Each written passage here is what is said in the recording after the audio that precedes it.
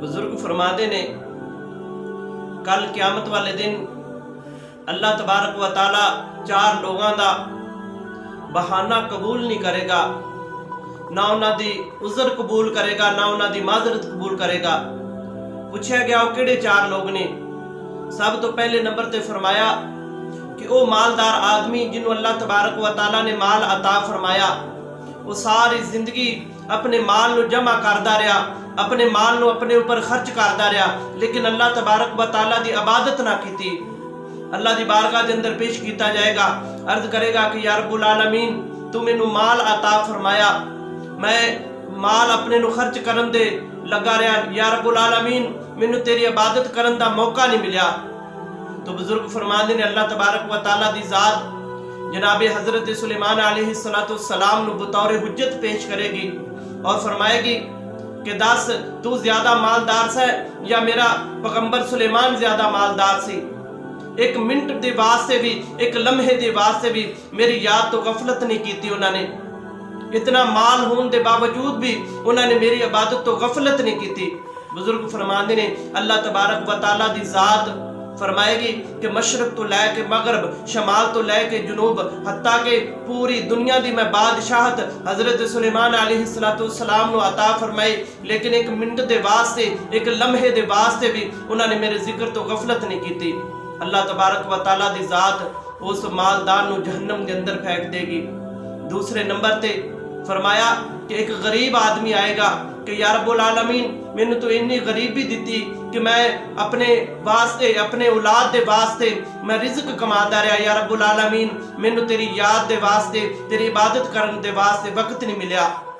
تو بزرگ فرماتے ہیں اللہ تبارک و تعالی دی ذات جناب حضرت عیسیٰ علیہ السلام نو بطور حجت پیش کرے گی اور فرمائے گی دس تو زیادہ فقر والا سا یا میرا عیسیٰ زیادہ فقر والا سی؟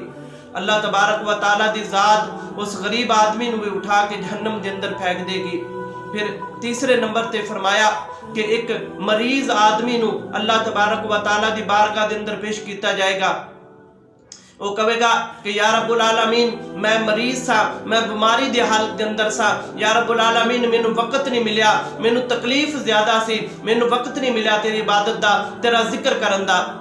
تو بزرگ فرماندے نے اللہ تبارک و تعالی دی ذات جناب حضرت ایوب علیہ السلام نو بطور حجت پیش کرے گی اور اللہ تبارک و تعالی دی ذات فرمائے گی دس تو زیادہ بیمار سا یا میرا ایوب زیادہ بیمار سی؟ تو اللہ تبارک و تعالی دی ذات تو ایک منٹ واسطے بھی غافل نہیں ہویا، انی بیماری ہون دے باوجود بھی مال بھی گیا، معاشی بھی گئے، ساری جائیداد حتیٰ کہ ہر چیز چلی گئی بیماری دے اندر، لیکن میری یاد تو غافل نہیں ہویا۔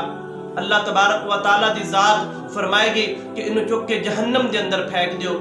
پھر چوتھے نمبر تے بزرگ فرماندے نے کہ ایک قیدی نو بلایا جائے گا، ایک قیدی آن کے عذر پیش کرے گا کہ یا رب العالمین میں قید دے اندر سا، میں تیری عبادت نہیں کر سکیا۔ تو اللہ تبارک و تعالی دی ذات جناب بطور حجت حضرت یوسف علیہ السلام نو پیش کرے گی، فرمائے گی کہ دس تو زیادہ قید دے اندر سا یا میرا یوسف زیادہ قید دے اندر سی؟ ان قید ہون دے باوجود بھی میرے یوسف نے ایک منٹ واسطے میری یاد تو غافل نہیں ہویا۔ تو اللہ تبارک و تعالی دی ذات اس انسان نو، اس قیدی نو اٹھا کے جہنم دے اندر پھینک دے گی۔ بزرگ فرماندے نے کہ اللہ تبارک و تعالی دی پاک بارگاہ دے اندر کوئی عذر، کوئی بہانہ نہیں چلنا، کیونکہ اللہ تبارک و تعالی نے زندگی عطا فرمائی ہے۔ اللہ تبارک و تعالی نے انسان نو اور فرشتیاں نو صرف اور صرف جنہاں نو اللہ تبارک و تعالی نے اپنی عبادت دے واسطے پیدا کیتا ہے، وہ دی پاک ذات دے اگے کوئی عذر نہیں پیش ہوئے گا۔ بزرگ فرماتے نے اتے ایک ذرہ برابر بھی نیکی کیتی سامنے آ جائے گی، ایک ذرہ برابر بھی برائی کیتی سامنے آ جائے گی۔ اس واسطے بزرگ فرماتے نے کہ اللہ تبارک و تعالی دی عطا کیتی ہوئی زندگی نو اس دے نیک کماں دے اتے، اس دے بتائے ہوئے حکماں دے مطابق بسر کرو، تاکہ کل اس دی بارگاہ دے اندر سانو عذر پیش